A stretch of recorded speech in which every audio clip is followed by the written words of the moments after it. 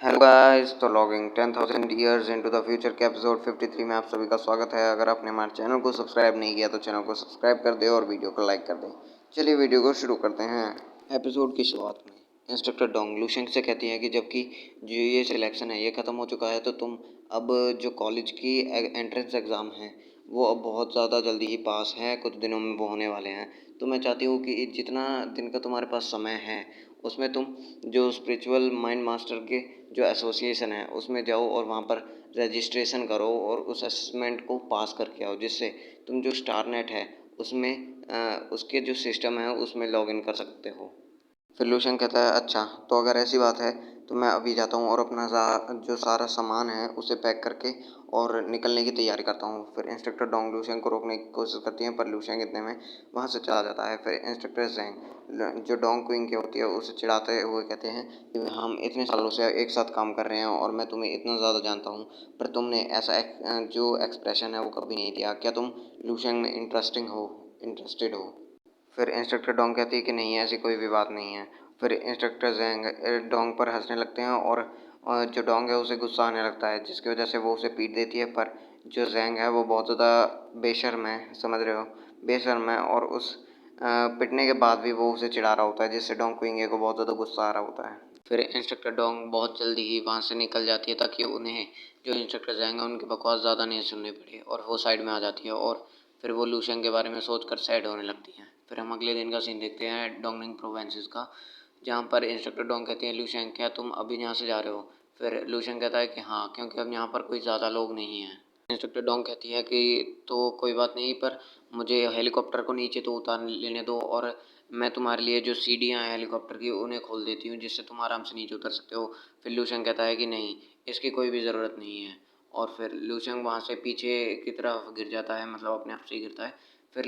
जो instructor Dong है वो हैरान हो जाती है। फिर हम देखते हैं वो नीचे गिरा जा रहा होता है और फिर इंस्ट्रक्टर ज़ैंग बहुत ज़्यादा घबरा जाते हैं और कहते हैं कि आखिर ये बच्चा ये क्या करने चाहता है, ये बहुत ज़्यादा बेवकूफ़ है और ये बहुत ज़्यादा मतलब पागल होता जा रहा है। और जो यहाँ की ऊंचाई है वो 200 किलो मतलब 200 मीटर कुछ की है ज़मीन से, और उसने पैराशूट भी अपने साथ नहीं ले रखा है। फिर इंस्ट्रक्टर डोंग कहती है कि नहीं, कोई भी ज़रूरत नहीं है इस चीज़ की, मुझे पता है कि वो इससे मरेगा नहीं, पर वो हमसे वैसे बहुत ज़्यादा ही ताकतवर है, वो हमसे पहले से ही ज़्यादा ताकतवर हो चुका है हमसे,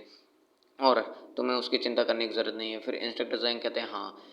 वो ताकतवर तो है ही, पर उसके साथ वो बहुत ज़्यादा चमकदार भी है। फिर हम देखते हैं लूशन अपने ऑरा के साथ बहुत ज़्यादा चमक रहा होता है। हम देखते हैं वहाँ से आसमान से गिरते हुए लूशन को दो लड़के भी देख रहे होते हैं, और फिर एक छोटा बच्चा कहता है, देखो वहाँ पर, क्या वो कोई सुपर हीरो है या फिर सुपरमैन है वो जो आसमान से उतर रहा है? फिर हम देखते हैं वो दूसरा लड़का भी उसे देखता है लूशन को और कहता है, नहीं, वो एक सुपरमैन नहीं है, वो एक वॉरियर है जो कि बहुत ज़्यादा ही ताकतवर है, और वो शायद से लेवल 6 या फिर एक मार्शल मास्टर के लेवल पर होगा। और फिर लूशेंग कहता है कि मेरी जो स्किन है बोन है, और उसी के साथ जो मेरा ब्लड है, और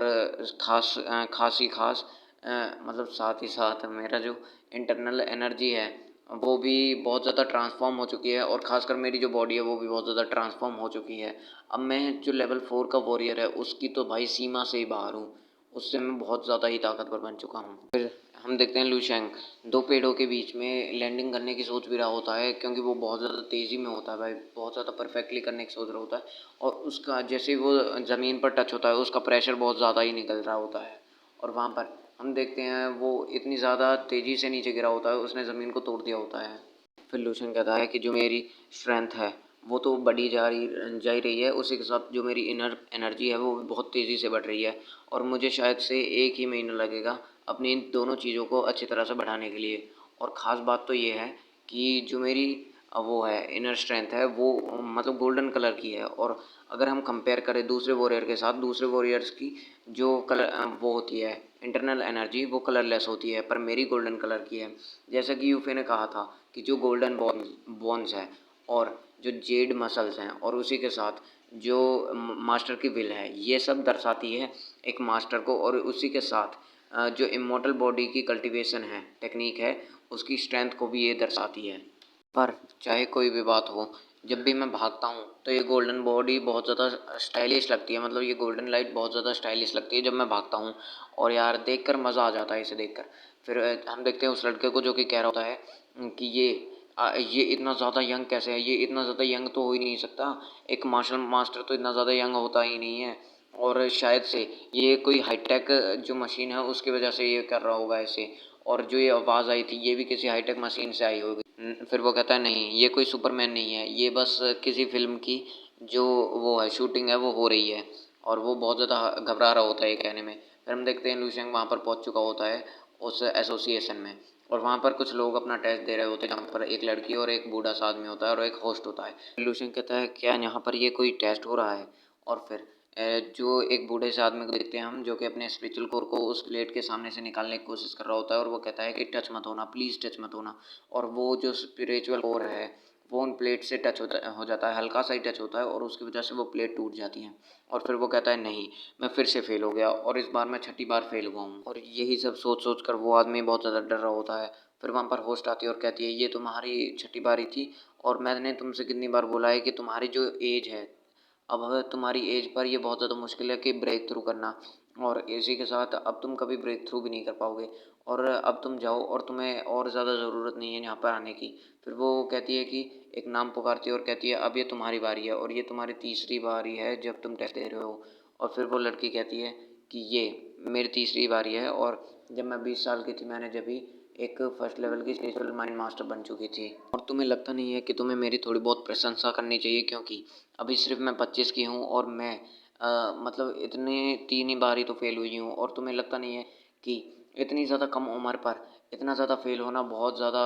आम बात है एक ऐसे जीनियस के लिए जो कि अपने 20 साल की उम्र में ही एक स्पिरिचुअल माइंड मास्टर बन चुका हो। फिर हमारा सीन चेंज होता है और लड़की बोलती है वो कि तुम मेरी तुलना उस 50 साल के बूढ़े अंकल से तो करो ही मत, क्योंकि वो लगभग 50 साल का था और मैं उससे बहुत ज़्यादा ही अलग हूँ। फिर वो होस्ट कहती है अच्छा ठीक है, मैं तुम्हें बेस्ट ऑफ लक करती हूँ और इस टेस्ट के लिए। और फिर वो कहती है आखिर ये यंग मैन कौन है यहाँ पर। और फिर वो दूसरा लड़का कहता है कि ये लूशेंग है, और इसको जो कॉर्पोरल डोंगक्विंगे हैं उन्होंने इंट्रोड्यूस किया है, और प्लीज़ आप इनको अच्छी तरह से ट्रीट करना और पहले आप इनको ग्रीट कीजिए। फिर वो लड़की बहुत ज़्यादा मुंह बनाते हुए कहती है कि ये तो बहुत ज़्यादा यंग है, और क्या ये भी एक स्पिरिचुअल माइंड मास्टर है। और फिर मुझे तो लगता है ये लूशियन को चिढ़ाने की कोशिश करेगी अगले एपिसोड में, तो शायद हो सकता है ऐसा, क्योंकि मैं प्रेडिक्ट कर रहा हूँ, ये कोई स्पॉइलर नहीं है। और गाइज़ सब्सक्राइब कर दो चैनल को ताकि आपको अगले वीडियो का नोटिफिकेशन मिले। वैसे ये बहुत ज़्यादा ओल्ड हो चुका है नोटिफिकेशन की बात, पर फिर भी सब्सक्राइब कर दो, क्योंकि सब्सक्राइब करना बिल्कुल फ्री होता है, उसमें कोई पैसे नहीं लगते, और ना ही आपकी कोई जेब खाली हो जाएगी। आपका दिल बहुत बड़ा होगा तो आप सब्सक्राइब करोगे, नहीं तो चले जाओगे, लिख लो।